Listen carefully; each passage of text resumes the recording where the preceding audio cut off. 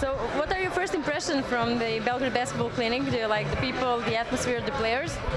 Well, first of all, just the fact that there were so many coaches there.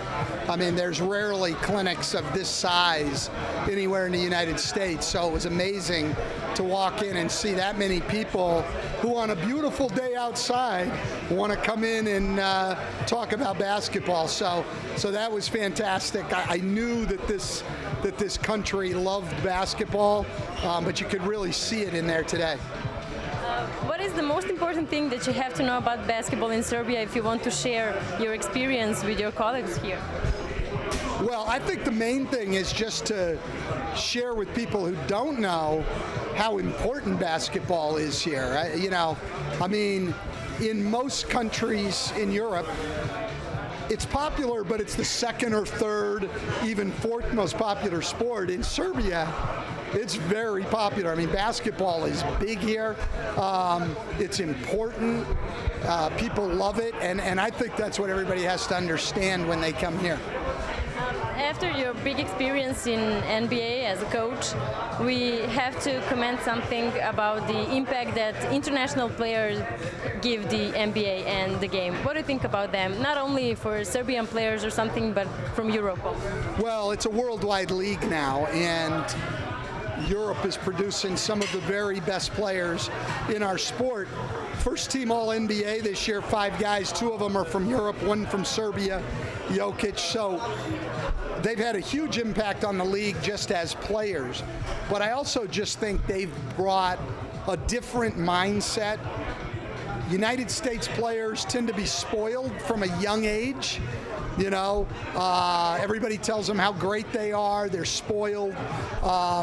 Sometimes they think they're above coaching and everything else. The European player, to me, everyone I've ever been involved in, wants to be coached, wants to be taught, wants to get better, and they have a more team-oriented approach than statistical approach on their own. So I think they bring a whole different mindset. But I also think the developmental system in Europe is so good because they practice more than we do. Our kids from young ages just play a lot of games, and so they're not as much time getting taught or working on their skills. I think the European system for developing players is so good that I think European players come over to the NBA ready to play. You mentioned Nikola Jokic. We also need to talk about him. How do you see his future, not only in NBA, in basketball generally? I mean, the sky's the limit. I mean, he was the best center in the NBA this year, first team All-NBA, and he's perfectly suited for the way the game is changing because he can play down in the low post, traditional center spot, but where he can step out all the way to the three-point line and make shots. And he's the best passing big guy we've had in the league since another Serbian, Vlade Divac. So, he changes the entire game and makes the rest of those guys on that Denver team so much better because of the room they have, because of his passing and shooting abilities. I don't see any reason that he's not going to continue to be the best big guy in the NBA. You also mentioned that Bogdan Bogdanovic is one of your favorite young player in NBA. Why? Well, actually, what happened is I got to watch him a lot in the 2017 Euro Cup because at the time, Boban Marjanovic was still on our team in Detroit. So while he was playing for Serbia, I watched all of their games. And the more I watched Bogdanovic, I said, wow, this kid is really good. I mean, he's big for a guard, he's strong, but more than anything, he's smart and he's poised and he knows what he's doing on the court and just helped his teammates so much. And I think he's played out of position for the most part in Sacramento, and he's still played well. I think if he ever got anywhere where he could be a full-time point guard like he was with the national team, people would really see his greatness. You spent a big 12 years in Miami. Now, from the distance, what can you say about about that part of your career. We heard a lot of stories about the relation between you and Pat Riley, about the relation with you and Shaquille O'Neal. What can you say now? Look, those relationships were good. I mean, I think it's natural what people said because Pat had been such a great coach. And then he went out and got Shaquille, and everybody just assumed like he's going to push me aside and coach. It really didn't happen that way. In fact, he tried to talk me out of stepping down. It was more the whole situation, some personal things going on at the time. I just didn't think it was best for me to be there. And Shaq and I were fine. I mean, Shaq didn't like some things. You know, he didn't like that we practiced as much as we did. He didn't like the constant talk about defense. I mean, he voiced some of those things, but to me, that's normal. I've been in the NBA a long time. Everybody's unhappy about something. I mean, no relationship is going to be perfect.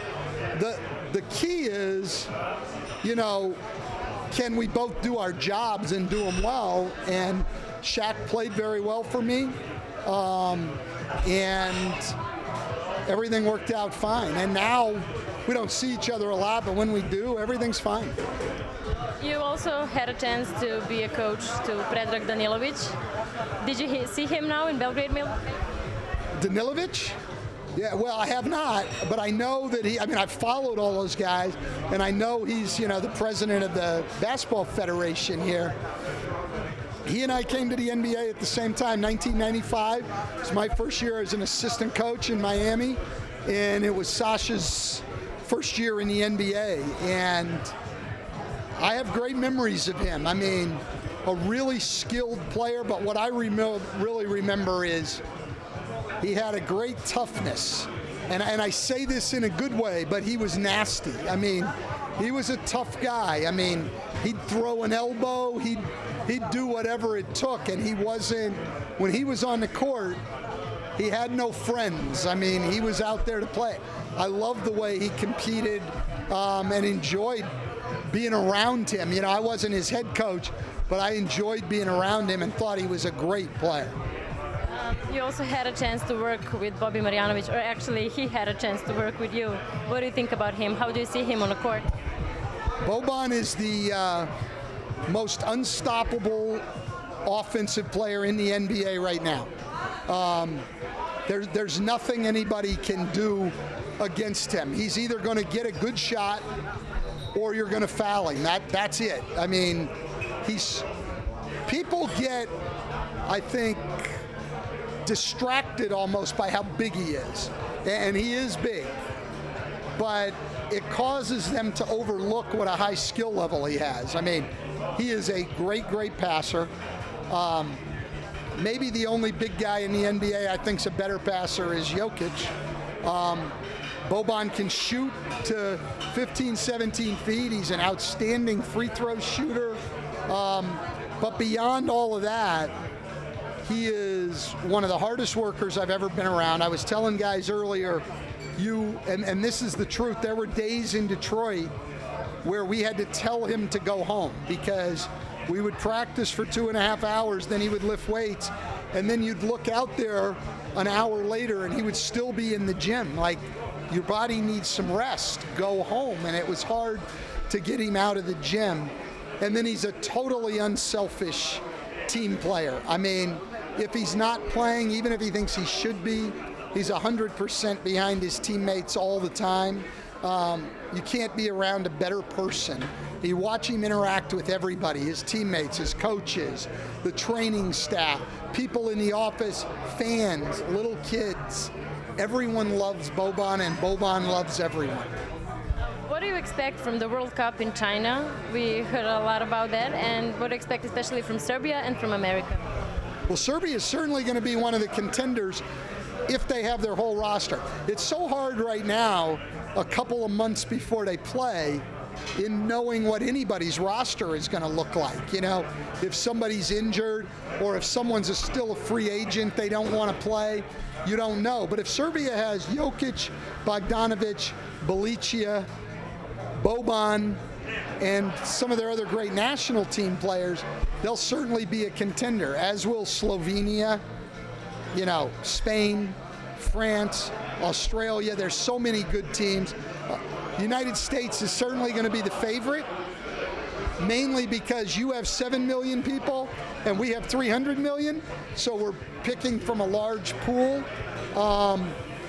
But your team will come in highly prepared, and I think the race for medals will be incredible. I mean, when you get to the round of 16, that's going to be all good teams. I mean, basketball across the world has gotten so much better. It's going to be an exciting tournament to watch. Now you're also in basketball, but on some other way. How it looks like to be in the same job with your brother? Is it bad or is it good? Well, we're a little different because he actually broadcasts games, and I sit in the studio and talk about things. So, you know, it's a little bit different. I enjoy it. It keeps me close to the game. I miss coaching. It's not coaching, but at least I'm around basketball and getting to talk about basketball, so I enjoy that part of it. Now, when you are a kind of a commentator or something, do you understand all those journalists, bloggers, and all the other stuff in media that wrote about you? You know what? I actually have always, and I think people in the media would back this up. I've always respected and appreciated the media. I mean, I coached for a long time, and there's only 2 or 3 times where I had an altercation with a journalist. Look, their job is important for all of us.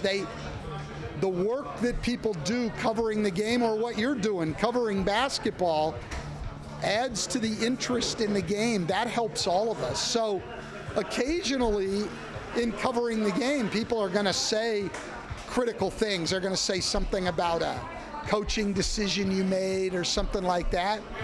I never minded that, because even if people are being critical, the only reason they're critical is they're interested. They care. They care about their team and the game. That's good for everybody. And so, yeah, I've always had great respect for what people in your position do, and they're absolutely necessary. Without the media, our game would have no popularity. For the end of this conversation, can you sum up your coach career in just a couple of words? Yeah, I've just had the opportunity to do so many great things, like coming here and being around so many great people in the game, players, other coaches, media people. It's opened up an entire world for me, coaching has, and so I have great appreciation for it. Thank you so much for this conversation. I appreciate your time. Thank you.